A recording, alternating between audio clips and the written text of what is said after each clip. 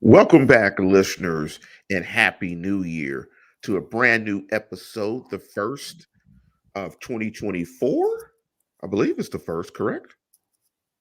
Yes, Yes, the first yes. of We 2024. haven't done one in the last 3 days. Yes, the first one in 2024. I want to welcome everybody back to the show. Have my partner in crime once again to kick off the year. Neil, what's up, Big Neil? It uh, it's going to be a great year, Lance. We're more than excited to kick things off 2024 here on the new standard. We have what's become typical and something that has been affiliated with each season of the new standard, as far as the Steelers are concerned, a Week 18 playoff game. Um, it's interesting for the Steelers because they typically need to do more than just win in order to get into the playoffs. And this year is no different. The Steelers need a win over the Ravens Sunday. We do not know at this point what they plan to do, as they've already clinched the top seed in the AFC, and rightfully so. Whether they will play their starters or not, the Steelers need to win this game and then get a loss from either the Bills or shoot. I knew this was going to happen. Let me give it, since you jumped into it, let me jump into it real quick. Pittsburgh win. They can clinch with the win plus a Buffalo loss or Buffalo. a Jacksonville loss or tie, Yes. and a Houston or Indy tie, or Pittsburgh tie plus Jacksonville loss plus Houston Indy doesn't end in a tie, or Jacksonville loss, Denver All right. win plus We need Houston Indy. Yes, yes. On and on and on and on. looking at the losses, Jacksonville or Buffalo. One of those teams lose along with the Steelers win. In its simplest form, that will put the Steelers into the playoffs. I normally like to write off the tie scenarios because they are Tie massive and scenarios. numerous, except that almost happened a couple of years ago. We thought the Steelers were in. They needed, I think it was a Raiders-Chargers game. I forget which team would be in if they tied. I want to say it was the Chargers, and the Raiders had to hit like a 50-yard field goal at the end of overtime to eliminate Los Angeles from the postseason. Since that almost happened, we're not going to think that it's going to happen again. What we know is the Steelers have not a great chance, but it's reasonable. It could happen. The Steelers could end Sunday heading for the playoffs, where looking at the scenarios, most likely they would be heading to Miami to take on the now badly maligned Miami Dolphins, a team that has lost, I think, like 4 defensive starters in the last 2 weeks, just got destroyed by the Ravens. Maybe the same Ravens team the Steelers will face. But what we know is the work is cut out for them. They've dug their grave. This is up to the Steelers now, not just to win, but to get some luck and continue riding the momentum that they have through the resurgence of one Mason Rudolph, a scenario that naturally all of us assumed was going to happen. The Steelers would be playing a Week 18 playoff game at Baltimore, the top seed in the AFC, with Mason Rudolph, their quarterback, and Mason Rudolph might be the guy that kept them in the playoff hunt into Week 18. A bizarre year, to put it mildly, but bizarre is typical for this team nowadays. It's crazy, Lance. I don't know what to say about it. Oddly, though, we go back to our predictions at the beginning of the year. I said 10-7, and a win against the Ravens would make them 10-7. And I didn't think I'd be this disappointed about a 10-7 season, but Hold that. it's Hold been that. crazy. Hold that, and we'll jump back into that. As always, thank you everybody that's hopped on with us live. Big up to Mark Sloss, Joe V Logs, Ali Howard Species, Assalamu alaikum, my brother, Mr. Tummy, and others who have hopped on. If you want to join us live, go to YouTube, do a search for the new standard, hop on live with us. And if you want to do it or grab the show via podcast, we just released YouTube podcast if you want to do it that way. Also, thank you, Double H, for the super chat. Thank you, sir. Happy New Year to you and yours. And also, you can hit us via podcast, however you get your podcast. I want to jump into the first topic of the show. And I wrote a question down, Neil, because of your experience in the media, and working for several media outlets, and you have a good idea, or a good understanding of how things work out in the media, how news gets released, so on and so forth.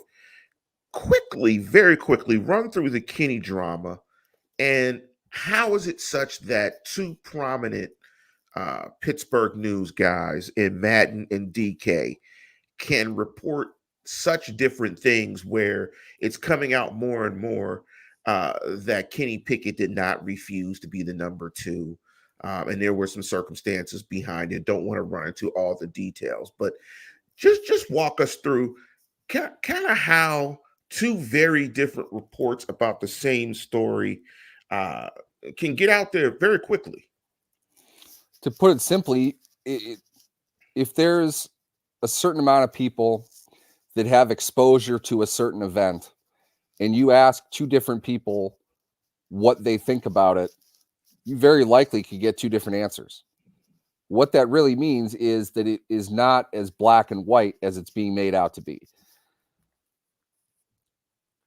I believe Mark Madden was told what he was told. I believe DK was told what he was told. The information differs, obviously, in how they are receiving it, and that comes down to who is telling you. I obviously don't know who is telling them, and I'm not going to say this is more credible than that. What I know is the presence of both stories means there's some thought to both sides of it. And logically speaking, we can see how that might have happened. There's just a lot more to it that we don't know, and neither DK nor Madden went into great detail about. DK came out after the Madden report, in which case I might argue that if Pickett really did say flat out, no, I don't want to, be the emergency quarterback, the backlash of that is going to be such that the team is going to want to clean that up. They're not going to want to throw a player under the bus in this particular instance. You could see why. It's just bad. They're not going to get anything from it. But to me, and this is what you and I discussed, Lance, that's the heart of the matter. I don't really know what Kenny Pickett would have to gain by doing that in the first place. So it's hard to believe it's as stark as Madden made it out to be. But that doesn't mean the source that told Madden is flat out lying. What it probably means to me, in my experience, Pickett was not happy about being the emergency quarterback. Pickett may have even said the words, I don't want to be the emergency quarterback. If you put that in the context of he wants to start, it makes a lot of sense.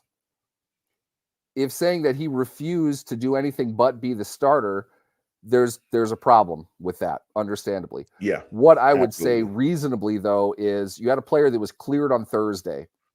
Maybe he didn't feel right. Maybe Tomlin didn't think he had enough experience at that point. Maybe they just didn't bother to dress him because they didn't want to. I don't know. Initially, I thought the rule was if they used the emergency quarterback, that limited their practice squad call-up players, which is something the Steelers couldn't do, considering how shallow they are on defense and therefore on special teams. That's not the rule anymore. Beyond that, I don't know any reason other than that makes sense. I can't think of another reason other than they just didn't feel right about Pickett in his ankle, his leg, enough to go in the game. They have a backup quarterback. They don't need him there. I don't think it's as big a deal as people are making it out to be, but I do think the presence of that conversation where Pickett was perhaps not thrilled with the idea of being the emergency quarterback, I feel that exists. That doesn't mean that he flat out refused, though. That's a matter of how we want to interpret the information. And at the same time, I don't think the team is going to go out of its way to confirm that report anyway. So if we're getting 100% truth from everybody here, then we have the results right in front of us, but we don't. It's confusing.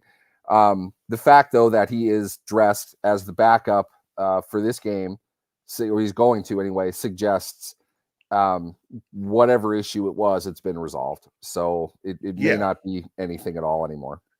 Yeah, it was it's very interesting that it came up when I read it initially, um, not bashing Madden at all, but when I read it initially, I think of these stories from the perspective, like you said, is what does it serve the player? I don't think it served Kenny anything in this regard. And if Tomlin is to be believed, I think that says something about Kenny as a player, just where he is from an experience level. That he's a guy that needs to practice. He needs to prepare. He's not a player right now that on short reps, who hasn't played in a few weeks, you would trust to put out there. Maybe like a more veteran guy, a more seasoned guy, like a Flacco or something. You see how Flacco's performing in a new offense, playing some of the best quarterback in the National Football League. I think it says where Kenny is as a player. In Houston, we might have a problem. I think what is clear is this offense is significantly better with Mason Rudolph. And you're waxing poetically about his throw in the fourth quarter to George Pickens. I don't even think did it justice. I think that might arguably have been the best throw of the Steelers season by far. That's one of the best throws this year by a quarterback. Uh, I mean, the way he was getting hit in the pocket, the way he delivered the football in the moment, in the situation, the ball placement, the execution was absolutely fantastic. But look at just a couple of these numbers. Last 2 weeks, the quarterback rating 124, 114. First time this year in back-to-back weeks, the Steelers have had a quarterback rating over 100. Yards per attempt last 2 weeks, 10.7 and 11.4. Back-to-back 400-yard games. And here's the thing. The 64 points that the Steelers have scored in the last 2 weeks is obviously 32 points a game, but more importantly, it represents 23% of the Steelers' total points for the season. You are getting, well, that you can read that stat a couple of ways because I saw Neil's chuckle like, man, 32 points is 23%. It goes to show that this team is, that their 17 point a game average is reasonable. That's right. I'm not surprised by that number. They've blown up the last 2 weeks. There's no doubt about it. I do want to stress some sense of caution, considering I don't put everything into opponent. Certainly not when you're the worst offensive team in football. The opposing defense is not worse than your offense. Okay, period. There's just no way you can argue that logically. What we have seen, though, is a resounding improvement from every unit on the field. We saw George Pickens blocking his ass off for Jaylen Warren on his touchdown. We saw both Warren and Najee going for chunks of yards. We saw them win situational downs. Nothing better described than the 34-yard pass to Pickens, which I went on about for half the show after the game. I don't think people really understand how massive of a play that was, given the situation, given the down and distance, and given the fact that we saw the other two quarterbacks of this team fail repeatedly in that moment. Rudolph did everything that those guys did not do, delivered a catchable pass amid a lot of pressure, flat-footed. He didn't even get to throw. He didn't even get to put his legs into it. He had no room. He was going to get hit. He delivered a strike that the team absolutely needed him to step up and deliver. That was a massive play, massive. And then Tomlin to have the confidence to throw the rhythm throw on what was a first down when they're trying to kill the clock to pick up 20 yards and ice the game. That's confidence that he has in his quarterback. And his quarterback gave him reason to feel like that. This is a completely different team than what we saw, which is really, my thing is with Mason Rudolph, he's Cinderella man. He did not play like this previously. Don't tell me Tomlin should have known. No, nobody could have known that. He is completely different than he was.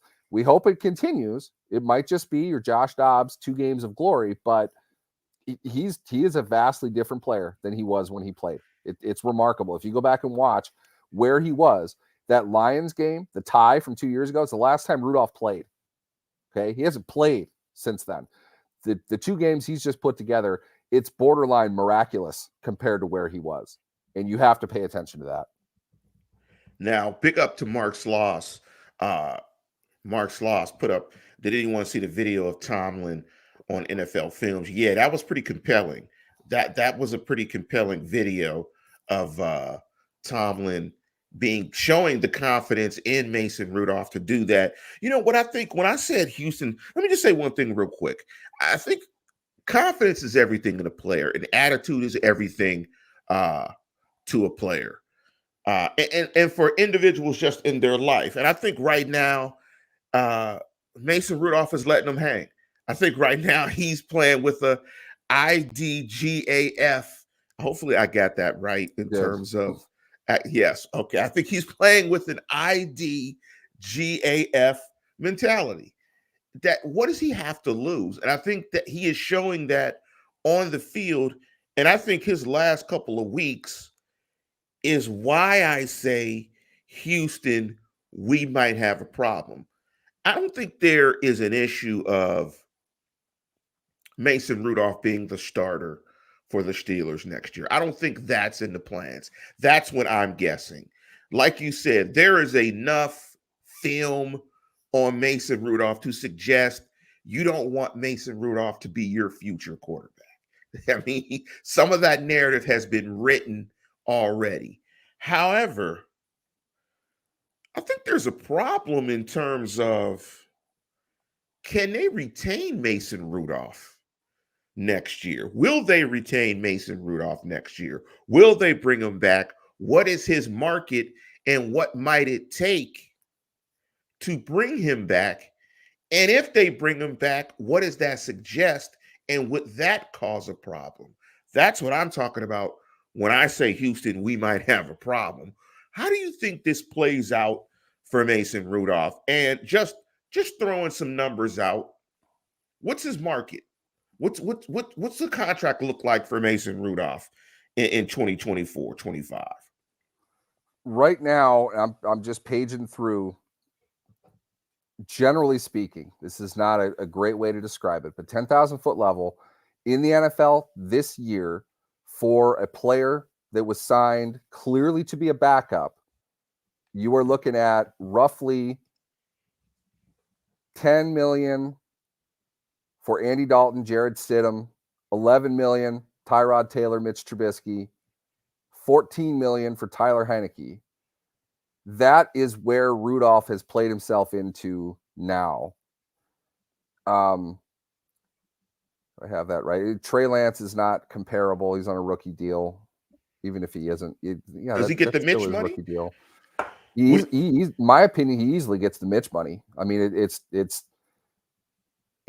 Mason Rudolph is going to tack a premium onto his next contract because of how bad Mitch Trubisky was. That's the craziest thing about all of this. In that light, add in now the fact that you just saw an NFL season in which the backup quarterback had significant value, which is to say, it was so bad. There were teams, their seasons were wiped out because of the lack of a decent backup quarterback. This is the example that I've been using. I watched something called Jaron Hall start for the Vikings this past weekend. He came in to replace the guy they thought was going to be their regular backup in, oh my God, I totally froze on his name. Nick Mullins. Mullins played so poorly in a loss the previous week, they benched him for this rookie 5th round pick. Hall was so bad in one half of football, they went back to Mullins. And meanwhile, Mullins replaced Josh Dobbs, who got the job done for a little bit, then fell apart like he's going to because he's just not a high ceiling guy. He's kind of a one-trick pony. After a bit, it's going to work against him more than it is for him. They've had to go through 4 quarterbacks this season. Do you think the Minnesota Vikings would not really like to have Mason Rudolph playing the way he is right now for them? They would have made the playoffs. They're not going to now because they ran out of quarterbacks. That said, what would the Vikings give to have a good veteran backup if and when they extend Kirk Cousins this offseason? If they have the money left, they're going to want to do it. And that market is set. The mid-level right now is $14 million. So you look at Rudolph, what he's done, and a lot of it, I don't want to put everything on Sunday. I don't think that's entirely fair. He's done enough in these two games that he's going to get paid that 11 to $14 million mark. If he goes higher than that, if he goes higher than that, he will have gone out, beaten Baltimore, got this team to the postseason. Let's say everything works. They go to the postseason. They're at Miami in week 1. Okay. Miami, big offensive team. You like their matchup against the Steelers in many ways, but we've seen Pittsburgh's defense shut down Miami. On top of that, Miami's even more banged up defensively than Pittsburgh is. So if Rudolph takes this hot streak into Miami, what happens if they win that game? If that's the case, if he won you a playoff game and 4 games in a row, the last 2 against 2 top teams in the AFC, how is he not your starting quarterback next year? That's would the be question. Yes. And then you're talking $25 million a year. Yes. A team is going to give him 75 over 3. That's a good market deal for Mason Rudolph. I know how crazy that sounds because none of this makes any sense. He's Cinderella man. Where did he come from now? He was nothing before. We know Mason Rudolph. This was not a question of misevaluation. Don't give me any of that shit that Mike Tomlin didn't recognize this. That's garbage. There's no way that's possible. You saw him play 10 games. So did Mike Tomlin. Nobody in the league wanted this guy on their team except for the Steelers. The only reason he's in the NFL is because they extended the emergency quarterback rule. That's the role he played all year long. You did not think he was as good as he's played. And that's not hyperbole. He played at a very high level the last 2 weeks, way above and beyond anything you could have reasonably expected from him. If he continues that, I don't think there's a way in the world he can't enter the market as a starting level quarterback. Certainly at a level higher than Tyler Heineke and his $14 million a year that he got from Atlanta, a team that doesn't have a quarterback either. One thing I did want to ask, and before I jump into that, I wanted to say, I think I got it wrong. And I want to personally apologize to the running backs of the Pittsburgh Steelers. Here's the interesting thing that dawned on me when I was watching James Conner. I was just thinking against Philadelphia, James Conner and Najee Harris are about the same. That was the first thing I was thinking. But for as hard as we've hit Najee, and I think it's been fair, the actual starting running back for the Steelers are both guys. It's when you combine both guys, you get a very good running back. Like they absolutely complement what the other doesn't do. Like they are a really good running back tandem. And big up to Najee Harris, third in the National Football League with 20 or more yard runs with 8. McCaffrey has 10. And I was just like, they really complement each other. I just wanted to say that. But the one thing I also wanted to ask, though, before we jump into the breakdown of the Raven game, we've seen Mason Rudolph's play, in my opinion, elevate a scheme that we both think is meh, is pretty mid. And it just goes to show, and I just want to get your thoughts on it, that football is really gray. It's really gray. Is it scheme? Is it player? Is it coaches? Is it opponent? Like you mix all that stuff, and it's definitely gumbo. And so, all of a sudden, the scheme looks plausible because you have a quarterback playing at a high level, and you have coordinators calling stuff. It seems to be fitting that player that they can actually execute. The nuance of this is incredible. What's your thoughts just overall just in what you've seen, from this just renaissance performance, just that we're seeing from this Steeler offense. I mean, scheme, player. I mean, where are you tilting this? What does this look like? I mean, what's the major cause of this? Here's the bottom line. We wanted, and you and me, Lance, included in this, we wanted to create a referendum on Eddie Faulkner and Mike Sullivan after each quarter, if not each game. We wanted to evaluate everything immediately. What we know is they blew up in the first game after Canada. Then they had a pretty brutal slide. Pickett got hurt. Mitch Trubisky legitimately played some of the worst quarterback I have ever seen in the NFL. He was that bad in the stretch that he was in there. And then you saw Rudolph blow up. What's reasonable here? Pickett had a big game against Cincinnati, got hurt early against Arizona. Call it a no grade. We're not sure totally on Kenny Pickett with Faulkner and Sullivan. We know that he had one good game. Maybe that's not enough time. We know Trubisky was terrible, and that drug down a lot of the offense right at a time where the defense got banged up beyond belief. Then we see Mason Rudolph, play like legitimately the best quarterback in the NFL over these past 2 weeks. That's not hyperbole. Look at the stats. Nobody was more efficient than he was. For a fan base that couldn't walk 2 steps without bitching about Matt Canada, it's amazing to me that zero credit is being given to the new direction of the offense with the new quarterback who's in there. Both of these things can be true. You can get high-level play from a quarterback that elevates your offense and an offense that is moving in a much better direction than it used to. Both of these things are true. Okay? It's hard right now to say Eddie Faulkner is not going to be the offensive coordinator next year.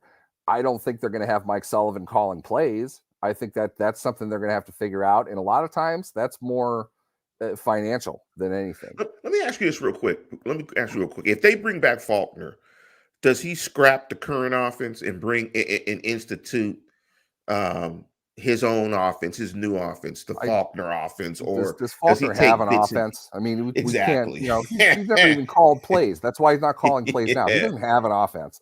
All right. Yeah. People make way too much of that.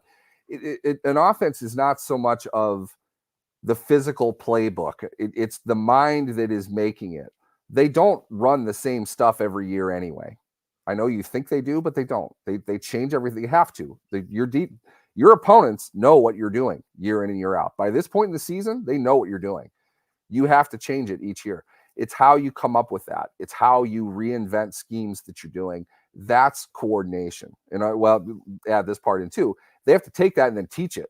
They're not robots, okay? You've got to get the players to do what you've drawn up, and you have to fix whatever the issues are. That's the job of a coordinator. It's not sitting up in the booth and just calling plays as if everything is going to work because you called this play. It has to be executed on. So I don't know. What I know is offense, your offense itself is fluid, and it involves contributions from a lot of people. One thing Mike Tomlin told Eddie Faulkner is that he wanted him to unite the staff. He wanted to get everybody involved. I take that to mean that wasn't happening with Matt Canada. I don't know to the degree that all of this is working now, but clearly they're getting far better results than they did. Twice as much as they used to get. Something is working well. You probably want to keep doing that, but with evolution of the game suggests you have to continue doing that, because there's something to be said. People don't know Mike Sullivan's tendencies as a play caller. They haven't experienced that because he wasn't doing it most of the season. You can make the argument now the Steelers have laid down some film. They've continued to adapt what they're doing. They're not running the same types of stuff all the time that they did with Canada. So it's making them a little bit harder to prepare for. There's a benefit to that. Which is the downside to the enthusiasm, which I'm leading about Mason Rudolph. You're playing in not a gadget offense, but your defensive opponent is not used to seeing any of this from the Steelers. They don't have a whole lot of film to really break it down. They have to continue to evolve. That's why, the jury is still out on all this. We should be excited because the results are truthful. They are what they are from what we saw. Continuing that into next year, there's a lot that still needs to be done, but I don't, where I sit right now, I don't think there's any way in the world it's not going to be Eddie Faulkner. Yeah, and Do they want if him it's calling plays is another thing. I'd imagine that they will. Maybe Sullivan continues as the quarterback's coach. I'm not sure. It's this offense. This offseason got a lot more interesting for the Steelers over the last 2 weeks. There's a lot of big time decisions they have to make now. and somehow with you saying that, I feel like it's the Green Hog Day, and if Faulkner's the coordinator, we'll be saying the same thing at this time next year. I don't want that to happen. But let's shift to the Raven game. Very different game from the first matchup. No Canada as the coordinator, no Pickett. The offensive line is healthy in this matchup.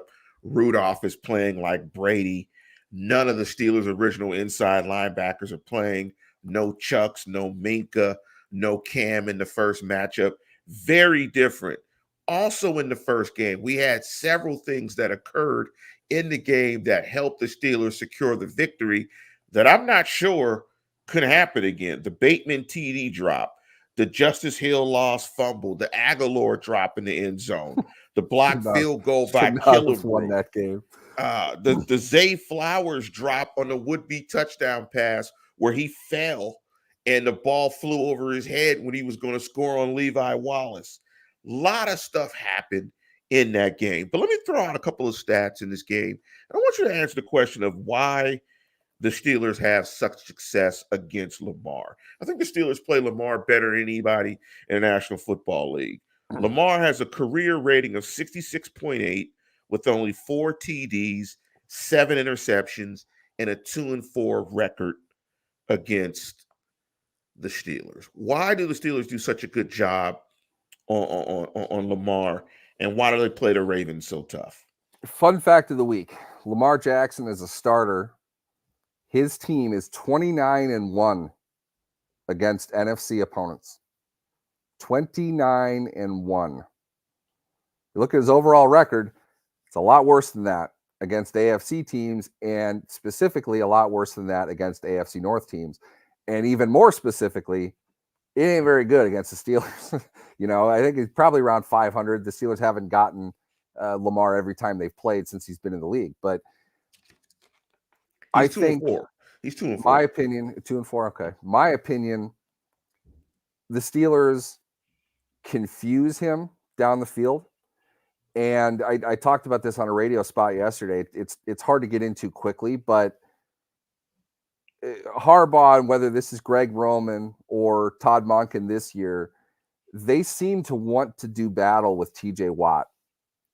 TJ Watt does not have great statistical games against the Ravens because he's working his ass off against the run in those short passing lanes. They do a lot because of Watt's presence on the field, in my opinion. It's not just a pure pass rush thing. Watt he plays a much more disciplined rush against Lamar, like you have to. You let him get outside, he's gone. Watt has to hold that edge. But Watt also has significant responsibility as far as taking away that flat throw, whether it's him in coverage or him cutting that window off with long arms and great athleticism. Lamar, in my opinion, Lamar isn't looking down the field against Pittsburgh as often as he probably could be. At the same time, though, in reference to the last game, you brought up the drops. The drops are fair and valid. That happened. Lamar screwed up twice in significant ways. Okay? And I didn't mention exactly. People don't. It's a whole thing in the world. Criticizing Lamar Jackson has to carry with it the ability to defend that criticism, because you're going to get housed if you do that without reason. Lamar screwed up in that game, though. I'm a big Lamar Jackson fan. He is going to get 50 first place MVP votes. I think he'd become the only guy that ever won it twice unanimously. He's a great player. He played like ass in the second half against the Steelers. And I forgot to mention the terrible fade ball that Joey Porter picked off in the corner awful. end zone. That was an awful Awful throw. Awful decision. What were they doing? He went for it on 4th down. Do you remember that? Instead of kicking the Yeah. field goal, I think it was at the end of the half. Yeah. Harbaugh did not want him to hike the ball unless he saw something that he wanted. He gave him the opportunity for that. But the point was they were going to call a timeout and kick the field goal. Lamar went for it, and he absolutely shouldn't have. It was a terrible decision. That cost him 3 points. And things like that, Lamar, he does that. He's put that away the last couple of games, and he's rightfully earned the MVP of the 2023 season. But he screws up against the Steelers. I think there is something to be said about perhaps the over-anxious nature of the Ravens against the Steelers. Because, look, objectively speaking, they've played, of their last 6 games, the Steelers have beaten them 5 times. And I picked the Ravens to win all 6 of those games. It shouldn't have happened the way that it's happening. It has to be something. You don't get the best from Lamar Jackson against the Steelers. I don't know if he's pushing. It's hard to break that down in the time that we have here, but he's not as great a player against Pittsburgh. Now, ask me if he plays, if that's going to change this weekend, because to be honest with you, I don't think we've seen a team play better than the Ravens have the last couple of weeks over the last decade. They're, oh my God, they're really, really good. I don't see how they lose another game this year. Maybe they don't play their guys, but they're going to give them some work. And I don't know if Pittsburgh's good enough to win a game, even if their backups are playing half the time, the way that they're playing right now. To Corey's question, I'm looking at it here. The Steelers have won 1, 2, 3, 4, 5, 6 of the last 7 against the Ravens. It's just ridiculous. I think I was ranting about this the last time. That's why I say 5 and 6. 5 out of 6. They absolutely should not have won earlier this season. That was the Ravens game from the start. They screwed that up. But the Ravens, credit to their coaching, their players, they are a vastly improved team from the beginning of the year to now. They are playing outstanding football. And this Sunday is not an equal market game for them, but they're going to win the Super Bowl. I don't think anybody can beat them head up right now. I disagree with that. We'll get into that later in terms of who I think will win the Super Bowl. But to Chris Osu's question, and correct me if I'm wrong, didn't the Ravens lose in the first round or their first playoff game last year? I'm trying to think. I think they lost to. Did they make the playoffs last year? I'm not sure. It might have been a couple of years ago when they had the bye. They didn't play their guys. The same situation exists now. They played the Steelers in a throwaway final week of the season game, and they sat everybody. They had the week off. They were celebrating. They were all really excited for themselves, and then Tennessee kicked the piss out of them in the divisional round. So I'm going to guess Harbaugh is going to play his guys this time around. Plus, Pittsburgh's got to win this game to get in. They don't have Duck Hodges playing this year. This is a better Steelers team than it was in 2019. Harbaugh knows that. Harbaugh's going to want to push them to carry the momentum that they have into the playoffs, because they were rusty. They were flat against Tennessee, and Tennessee took it out on them hard. That was one of my favorite games of all time. Wow, that was one-sided. Tennessee just boat raced them. A horrible situation for Baltimore, which of course was great.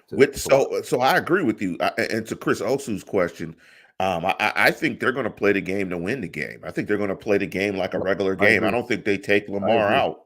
I think they're going to play it 4 quarters. We've just seen way too many teams be completely flat in the divisional after a bye when they sat guys in week 18 or the final week of the season. It used to be week 17. That's 2 weeks off. You can't give them that much time off. This is a game about rhythm. It's a game about consistency. They've got to play. It's, I understand you're risking injury. You're always risking injury. Okay. That's always a thing. But we have seen way too many top seeds get upset not winning a playoff game because they're awful in the first half of a game.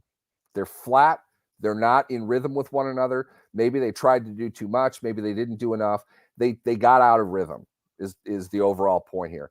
They have a bye week. They can rest during the bye week. Injuries happen anywhere. And I sincerely hope nobody gets hurt, because that sucks. Like Miami right now, it's not nearly fun anymore. They're just a beaten unit. that grossly over-earned based on the team that they're going to carry into the playoffs. It's just not fair. That said, they may as well just keep the train going. You know, if I don't know, you're counting on your opponent to play with sportsmanship. I don't see the Steelers, despite their opponents bitching about it every week, I don't see the Steelers taking cheap shots. I don't see them diving at Lamar's knees or anything like that. Keep him in the pocket. Tell him to just get rid of the ball. Don't run today. Play the game, but you've got to get reps. You've got to continue to play on the schedule that you've been playing because your schedule is about to change. You have next week off. You know, get as close to that as you can. And to Mark Sloss's point, coaches don't go into games thinking about Lamar's injury history and Just can't. propensity to get You beat up can't. by the Steelers. You're just managing the game. You got too much going on. You're just That's trying where to you're win going the to get game. hurt. You're That's when going to they're get going to get hurt hurt. if you Exactly. ask guys to do things that aren't overly natural to them. And I understand I just made the point, tell Lamar not to run. I don't mean that literally. It's more don't design runs for him. If he has to escape the pocket, escape the pocket. But be mindful, go down, get out of bounds. And they've always coached him really well with that, which is why people, you know, his injury history, I don't think is as severe as people make it out to be for what he's doing. But you need to play not for this game because, yeah, they don't need to win. We know that, Mark. What you need to do, though, is maintain some continuity over your team. Because as I just highlighted, they got destroyed their next game after playing all their backups against the Steelers at the end of the season and having a little party for themselves. They let their guard down and they got punched in the mouth. The best Ravens team ever got destroyed in the first round of the playoffs. They're not going to want that to happen again. Play the game for real. That's the way it's meant to be played. You have to play it that way.